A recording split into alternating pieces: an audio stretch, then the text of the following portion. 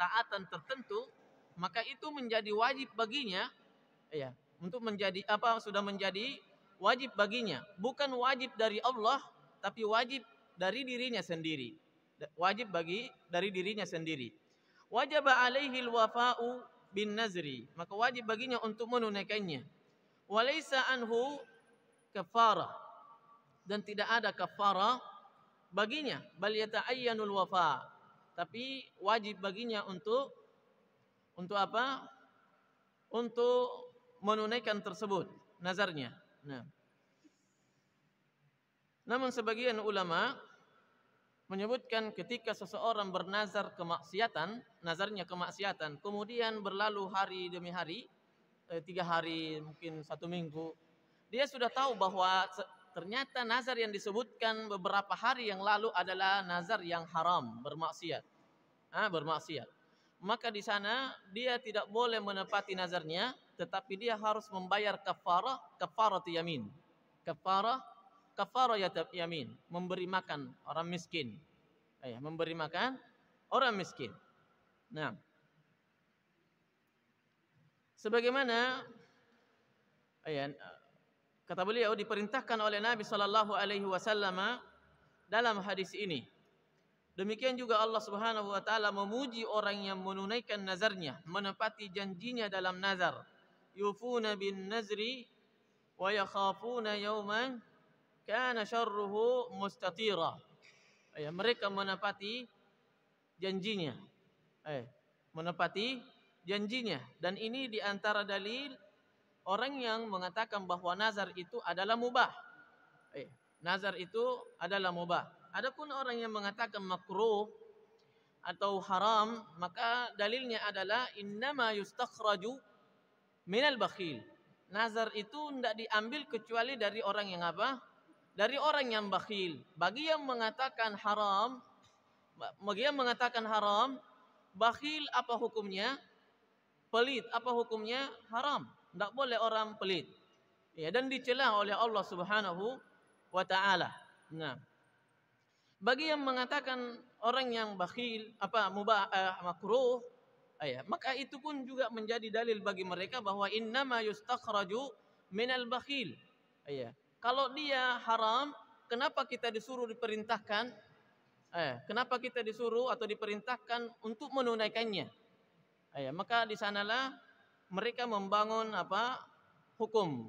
Membangun hukum, ada yang mengatakan haram, ada yang mengatakan makruh, dan sebagian mengatakan mubah. Karena Allah memujinya dalam ayat ini, yufuna bin nazr. Yufuna bin nazr. Allah memuji mereka orang-orang yang menunaikan nazarnya. Ma'anna nazr ma'anna aqdan nazari makruh. Beliau juga ternyata mengambil pandangan bahwa nazar itu adalah makruh hukumnya. Makruh secara bahasa adalah al-mubghah. Adalah sesuatu yang dibenci oleh Allah Subhanahu wa taala. Kama naha 'anil nazari, sebagaimana Rasulullah SAW mengatakan innahu la ya'ti bi khair. Sesungguhnya nazar itu tidak datang, atau orang yang bernazar tidak datang dengan kebaikan. Nah, wa inna ma yustakhraju minal bakhil.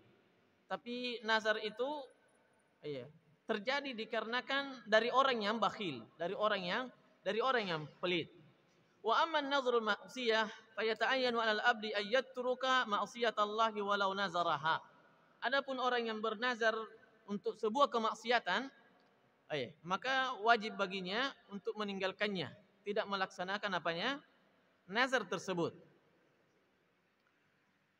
Wa baqiyatu aqsamin nazari kan nazaril ma'siyah wan nazaril mubah wa nazaril lajaj wal ghadab. Lajaj, nazar ini di antara bentuk lajaj. Di antara bentuk nazar? Dia? Nazar maksiyah 1, kemudian nazar yang mubah 2, kemudian yang ketiga nazarul lajaj, percekcokan. Maksudnya ada orang, demi Allah saya tidak akan datang ke rumah fulan. Itu namanya nazar lajaj. Kemudian wal ghadab. Nazar mungkin karena kemarahan. Nazar karena kemarahan. Wa hukmuha hukmul yamini fil hins.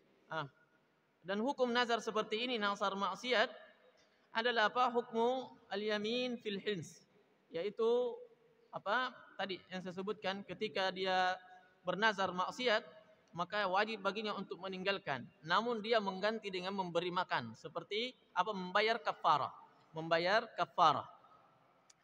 Nah,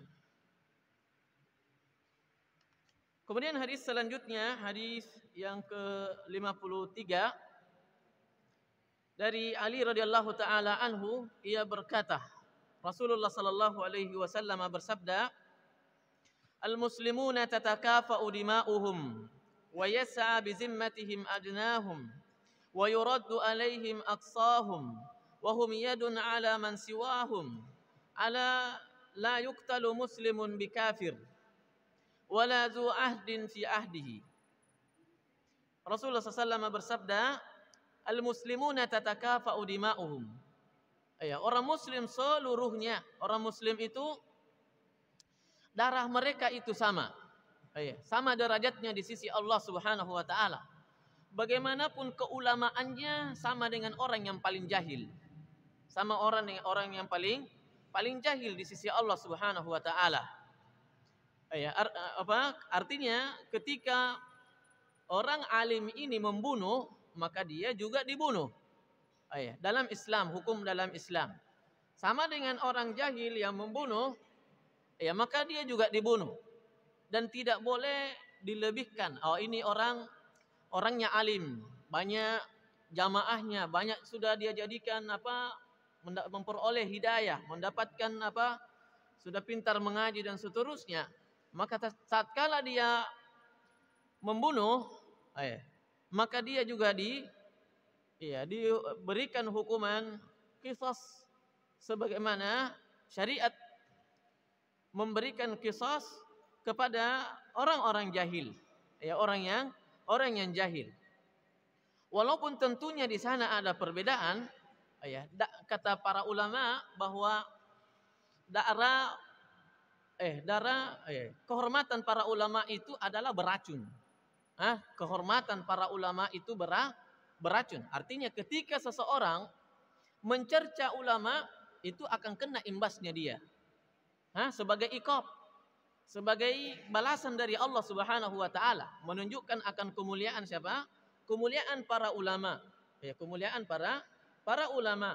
Namun kemudian tidak menjadi sebuah alasan untuk tidak ditegakkan qisas terhadap mereka dikarenakan keulamaannya. Demikian juga para pejabat yang mungkin mengayomi banyak, memberikan maslahat kepada masyarakatnya. Tatkala dia membunuh, maka dia juga akan dibunuh. Maka hukum di hadapan Allah itu adalah satu, sama. Adalah sama. Nah, al-muslimuna tatakafa'u dima'uhum, sama darahnya. Yang menjadi standarnya adalah Islam atau tidaknya seseorang. Agama menjadi standarnya seseorang di hadapan Allah Subhanahu wa taala. Oleh karena itu, orang yang kafir membunuh orang Islam, maka dalam Islam tidak boleh dibunuh orang muslim membunuh orang kafir, orang mukminnya tidak boleh dibunuh. Orang mukminnya tidak boleh dibunuh. Demikian juga budak yang dibunuh sama orang yang merdeka, maka yang merdeka tidak boleh dibunuh. Yang merdeka tidak boleh dibunuh. Tapi sebaliknya, ketika budak ini sama-sama dia juga orang muslim, dia juga muslim, namun yang dia bunuh adalah orang yang merdeka, maka dia dibunuh. Dibunuh. Namun kemudian mazhab Az-Zahiri, Ibnu Hazm, tidak ada perbedaan. Biar budak atau orang merdeka, kalau membunuh sama-sama budaknya juga dibunuh, orang merdekanya juga dibunuh. Tidak ada perbedaannya, sebagaimana kata Rasulullah SAW bahwa standar seseorang darahnya itu menjadi jaminan adalah keislaman. Bukan status sosial, Wa yas'a bi zimmatihim adnahum. Ada orang kafir mau datang jadi bule di Indonesia. dia bulenya punya kenalan orang Islam di Indonesia. Namun yang orang Islamnya ini, kenalan si bulenya ini, bulenya orang kafir, kenalannya ini orang Islam. Hendak dikenal sama orang kampung jauh mungkin sana. Tidak dikenal sama orang. Namun dikenal bahwa tetap dia adalah orang yang beragama Islam. Kemudian datanglah dengan mengatakan kepada bule, silahkan saja datang, insya Allah kamu aman. Di negara kami, di daerah kami, insya Allah saya yang menjadi tanggungannya. Maka orang mukmin kata Rasulullah SAW, wa yasa'a bi zimmatihim adnahum. Orang masyarakat biasa, masyarakat yang jauh dari perkotaan, ternyata punya perjanjian dengan si bulenya ini, maka orang yang lain tetangganya ini orang-orang kaya yang punya jabatan tidak boleh ganggu bulenya ini. Tidak boleh mengganggu si orang kafirnya ini. Karena kapan dia mengganggu, maka sama saja dia hinakan orang mukmin tadi. Sama saja dia hinakan orang mukmin karena dia yang menjamin. Dia yang menjamin si bulenya ini. Wa in ahadun minal musyrikin istajaraka fa ajirhu hatta yasma'a kalam Allah. Kata Allah Subhanahu wa taala, kalau ada seorang dari kalangan orang musyrik, Allah mengatakan musyrik. Allah mengatakan musyrik. Kalau ada salah seorang dari mereka, orang-orang musyrik itu istajaraka, meminta ingin hidup dengan bertetangga, ya tentunya dia tahu mungkin karena di situ aman, mencari keamanan, fa'ajirhu, maka jadikanlah dia tetangga. Hatta yasma'a kalam Allah. Faidahnya mungkin dia tahu muamalah kita bagaimana, muamalah akhlaknya orang-orang beriman, akhlaknya orang-orang Islam, sehingga dengan itu diharapkan keislamannya.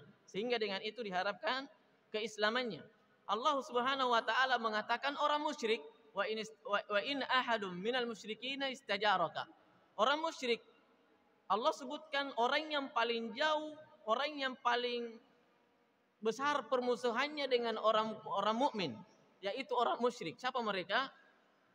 Selain daripada ahli kitab, Yahudi dan Nasrani. Dan Nasrani. Ahli kitab. Adapun ahli kitab itu bisa memahami, tahu bagaimana orang mukmin. Namun kemudian Allah Subhanahu wa taala mengatakan dalam ayat tersebut, wa in ahadun minal musyrikin, bukan menyebutkan ahli kitab. Karena ada bedanya. Karena ada perbedaannya. Oleh karena itu, terjadi di kalangan para ulama tentunya pandangan bahwa sekarang tidak ada lagi ahli kitab. Sebagian ulama mengatakan tidak ada lagi ahli kitab. Kenapa? Karena seluruh kitab ada dari kitabnya orang atau Injil, kitabnya orang-orang Nasrani dan kitabnya orang-orang Yahudi, Zabur, itu semua bukan lagi asli. Itulah semua bukan lagi asli. Bagaimana mungkin seseorang dari mereka, walaupun ulamanya mereka disebut sebagai ahli kitab, padahal kitab yang mereka pelajari adalah kitab palsu. Maka ulama tersebut mengatakan berarti sekarang tidak ada lagi ahli kitab. Namun Ibnu Taimiyah rahimallahu taala mengatakan kalau tidak ada ahli kitab berarti banyak ayat di dalam Al-Qur'an tidak berlaku. Karena dia disebutkan ahli kitab. Sehingga yang menjadi rajih, yang insyaallah rajih bahwa ahli kitab itu akan ada dia ada sampai hari kiamat. Yang mereka disebut mereka adalah agama Yahudi, orang yang beragama Yahudi atau beragama Nasrani. Sehingga ayat-ayat di dalam Al-Qur'an atau sejumlah ayat dalam Al-Qur'an tetap berlaku sampai hari kiamat. Sampai hari kiamat. Sehingga ketika disebutkan musyrikin, maka masuk juga di dalamnya orang Yahudi, orang ahli kitab. Ahli kitab. Namun ketika disebutkan ahli kitab berarti tidak masuk di dalamnya orang-orang musyrik, yaitu selain daripada dua agama tadi. Yahudi dan Nasrani. Mereka itu adalah orang-orang musyrik yang tidak memiliki kitab, kata sebagian para ulama bahwa tidak memiliki kitab samawi, tidak memiliki kitab datangnya dari Allah Subhanahu wa taala. Nah, wa yas'a bi zimmatihim adnahum. Demikian orang mukmin hendaknya menjaga kehormatan saudaranya. Menjaga kehormatan saudaranya. Wa yuraddu alaihim aqsahum. Wa yuraddu alaihim aqsahum. Dan juga apa? Kata beliau di sini, yajibu ala jami'il muslimina fi jami' anha'il ardi an yakuna yadan ala ay fit ta'min. Bahwasanya keamanan ini hendaknya diberikan juga orang yang lebih jauh. Tadi yang saya sebutkan. Kalau dijaga, kalau ada pejabat punya teman dari orang kafir kemudian datang mau jadi bule di Indonesia, maka dia apa? Maka yang lainnya ini harus ikut menjaga itu. Tidak boleh mengganggunya. Harus dia berikan keamanan kepada siapa? Kepada si bulenya dalam rangka menjaga kehormatan saudaranya dari orang mukmin ini. Dalam rangka menjaga kehormatan saudaranya orang mukmin. Nah, wa kadzalika ishtirakul juyushi ma'a saraya allati tazhabu fatughiru aw tahrusu famata ghanimal jaysh. Demikian juga apa?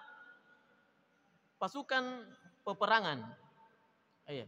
Ada yang pasukan paling belakang, ada pasukan yang paling depan. Pasukan yang paling depan ini kan menyerang. Dia mendapatkan tatkala musuhnya dikala, maka otomatis mendapatkan apa? Ganimah, harta rampasan. Harta rampasan ini dibagi kepada siapa? Apakah yang mengalahkan saja atau seluruh prajurit? Dibagi semuanya. Kecuali yang membunuh, kemudian ada harta yang dibunuh ini, ada hartanya yang dia pegang, dan maka yang membunuh ini mengambilnya. Pedangnya diambil sama yang membunuhnya. Tapi harta selain daripada bukan yang dia pakai, yang tidak dia pakai, maka itu masuk dalam apa? Baitul mal. Masuk diambil dan dibagi untuk kaum muslimin, dan terutama adalah tadi prajurit. Terutama prajurit tadi. Man qatala qatilan, kata Rasulullah, man qatala qatilan falahu salabuh. Siapa yang membunuh musuhnya dalam peperangan, falahu salabuh, maka dia yang berhak apa yang menjadi harta yang menempel pada diri musuhnya itu, pedangnya, kudahnya, pakaian perangnya, dan seterusnya. Kenapa orang mukmin dibolehkan mengambil harta rampasan? Harta rampasan bagi orang kafir ini. Demikian juga orang kafir tentunya. Orang kafir juga tentunya mengambil harta rampasan bukan dibolehkan, tapi mereka juga mengambil harta kita tatkala kita kalah. Orang mukmin punya batasan. Yang bisa diambil sebagai harta rampasan itu adalah apa yang dibawa hartanya ke dalam medan perang. Karena orang kafir untuk menjaga semangatnya, menjaga kekuatannya di dalam medan perang, maka mereka hadirkan semua hartanya di zaman itu.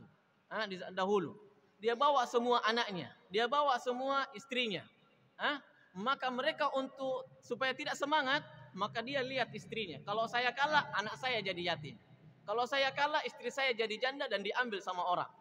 Diambil sama orang. Maka pada saat itu mereka untuk mengangkat semangatnya, mereka bawa hartanya semuanya. Maka inilah yang berhak, inilah yang boleh diambil oleh kaum muslimin pada saat mereka dikalahkan. Adapun di balik itu yang tersimpan di kampungnya, di rumahnya, maka itu tidak boleh, haram untuk diambil. Haram untuk diambil. Nah. Wa hum yadun ala man siwahum. Orang mukmin itu adalah bersatu. Bersatu apa? Untuk di hadapan musuh-musuhnya. Di hadapan musuh-musuhnya. Nah. Namun ciri orang kafir juga apa dia? Nah. Kata Allah Subhanahu wa taala di dalam surat Al-Hasyr kalau tidak salah. Apa dia? Saya lupa ayatnya. Bahwa tahsabuhum jami'a wa qulubuhum syatta. Kalian mengira mereka seluruh orang kafir ini bersatu, padahal mereka berpecah belah. Berpecah belah. Namun kita mungkin rasa-rasa, merasa bahwa kaum muslimin juga mengalami demikian. Seakan-akan kita bersatu, pakaian dan tampilan kita juga satu, namun pola pikir kita ternyata berbeda. Pola pikir kita juga berbeda. Juga berbeda. Maka ini kata Rasulullah sallallahu alaihi wasallam di dalam hadis, yushiku al-umamu an tada'a alaikum kama tada'al akalatu ila qas'atiha. Qalu wa min qillati nahnu yawma idzin ya Rasulullah. Tatkala Rasul sallam mengatakan kepada para sahabat, hampir saja kalian akan diperebutkan oleh musuh-musuh kalian, sebagaimana orang yang makan memperebutkan hidangannya. Maka para sahabat mengatakan, wa min qillati nahnu yauma idzin ya Rasulullah, apakah keadaan tersebut kita diperebutkan, dicabik-cabik persatuan kita oleh orang-orang kafir pada saat itu ya Rasulullah? Keadaan kita itu, jumlah kita itu sedikit atau banyak? Maka Rasulullah SAW mengatakan, la, bal antum katsir. Tapi enggak, kalian justru lebih banyak jumlahnya daripada saat ini. Walakinnakum gusa. Tapi kalian itu bagaikan apa? Buih di lautan. Kerupuk yang diterpa angin. Tidak punya daya dan kekuatan. Yang Rasulullah SAW menyebutkan kenapa begitu? Ya, hadis yang lain disebutkan apa dia? Atau sambungan hadisnya, walakinnakum kagusa'is sail. Tapi kalian pada saat itu bagaikan buih di lautan. Nah, kemudian apa kata Rasulullah SAW? Namun sebabnya itu adalah al-wahan. Adalah al-wahan. Qalu wa mal wahan? Hubbud dunya wa karahiyatul maut. Dia adalah cinta terhadap dunia dan apa? Benci terhadap kematian. Semua kita ini cinta terhadap dunia. Umar ibn al-Khattab radhiyallahu taala anhu juga mengatakan, saya menyukai fitnah, padahal Allah membenci yang namanya fitnah. Di antara bentuk fitnah itu adalah apa dia? Anak. Saya menyukai anak, padahal Allah mengatakan itu adalah fitnah. Itu adalah fitnah. Ketika seseorang sudah terhalangi ibadahnya, sudah terhalangi persatuannya gara-gara dunia, maka sejak itulah kelemahan akan terjadi di antara kaum muslimin. Di antara kaum muslimin. Dan ini adalah ketetapan Rasulullah sallallahu alaihi wasallam bahwa fitnah umatnya adalah dunia. Adalah dunia. Adalah harta. Adalah harta. Nah. Wa hum yadun ala man siwahum. Orang mukmin itu senantiasa bersatu dalam melawan orang-orang kafir. Bersatu dalam melawan orang-orang kafir. Nah, kata beliau, fa'alal muslimin ayyakumu bihadhihi alwajibat. Oleh karena itu, wajib bagi kaum muslimin untuk melakukan bersatu sesuai dengan kadar kemampuannya. Melakukan persatuan, melakukan hal-hal yang bisa menyatukan umat, menyatukan pola pikir. Tentunya tidak akan mungkin kita bersatu dalam sebuah pandangan fikih, dalam sebuah pandangan duniawi. Tidak akan mungkin itu. Tetapi visi kita adalah Islam. Visi kita adalah Islam. Ketika perbedaan atau ketika perpisahan kita, sebagaimana kata Sufyan Ats-Tsauri rahimahullahu taala, bahwa tidaklah dua orang berpisah karena saling benci kecuali salah satunya itu melakukan dosa.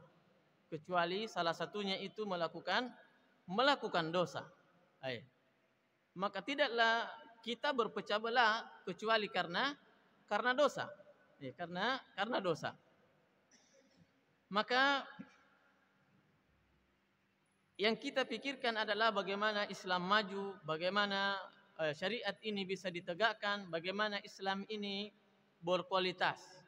Ya. Dan mungkin boleh jadi menjadi sebuah sebab banyaknya tempat-tempat untuk belajar. Ini adalah awal daripada kemajuan Islam, di mana kaum muslimin bisa memilih di sana di mana tempat belajar, di mana bisa dia belajar. Namun kemudian kita ini yang menjadi pelopornya mungkin. Iya. Kita ini yang menjadi pelopornya. Apa yang membuat kita terpisah antara kawan yang satu dengan kawan yang lain? Kawan yang satu dengan kawan yang lain. Ketika itu adalah sebabnya adalah dunia, maka itu adalah sebab kelemahan kita pula dalam Islam. Nah, wala dzu ahdin fi ahdihi. Nah, wala dzu ahdin fi ahdihi. Dan juga apa kata beliau di sini, ala la yuqtalu muslim, sebelumnya ala la yuqtalu muslim bikafir. Tidak boleh orang mukmin, orang Islam itu dibunuh dikarenakan dia membunuh orang kafir. Tidak boleh dibunuh orang muslim itu dikarenakan dia membunuh orang kafir. Wala dzu ahdin fi ahdihi. Ini kafir zimmi. Dan juga tidak boleh dibunuh orang yang punya perjanjian dengan kita.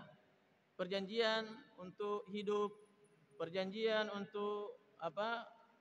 Ya mungkin apa dalam mencari dunianya di negara kaum muslimin untuk hidup bersama-sama, maka itu tidak boleh dibunuh. Nah, dikarenakan orang mukmin senantiasa apa? Ya al-mu'minu ala syurutihim. Orang mukmin itu senantiasa memegang syarat yang sudah, perjanjian yang sudah dia sepakati. Dan ini tidak hanya berlaku pada antara kita dengan orang mukmin, tapi juga berlaku seorang guru dengan jadwalnya. Seorang guru dengan jadwalnya. Tidak boleh dia apa? Ya, waktunya dari jam sekian sampai jam sekian. Maka tidak boleh dia lewatkan nanti kita masuk jam sekian. Kenapa? Itu ciri orang mukmin. Tidak boleh dia apa lambat-lambat atau terlalu cepat, karena semuanya akan berimbas sama santrinya, sama muridnya. Ketika dia lambat, ketika dia cepat, semua yang jadi korban adalah bukan jadwalnya, bukan ustadznya. Ustadznya sudah ambil faedah. Ustadznya sudah ambil faedahnya, menerima gajinya tiap bulan tetap. Tapi kalau jadwalnya sudah disepakati jam sekian sampai jam sekian, ketika diubah apa jadinya? Zolimi santrinya. Zolimi santrinya. Maka ini lebih parah kezolimannya dibanding santri yang menzolimi ustadznya, bukan ustadznya sebenarnya, tapi pelajarannya. Tidak hadir kalau ada PR-nya. Tidak hadir kalau ada PR-nya. Kalau disuruh mencukur, tidak hadir juga itu. Suruh menghafal kosakata, tidak hadir juga itu. Itu lebih ringan dibanding seorang ustadz tunda-tunda jadwalnya masuk ke dalam kelas. Al-mu'minu ala syurutihim.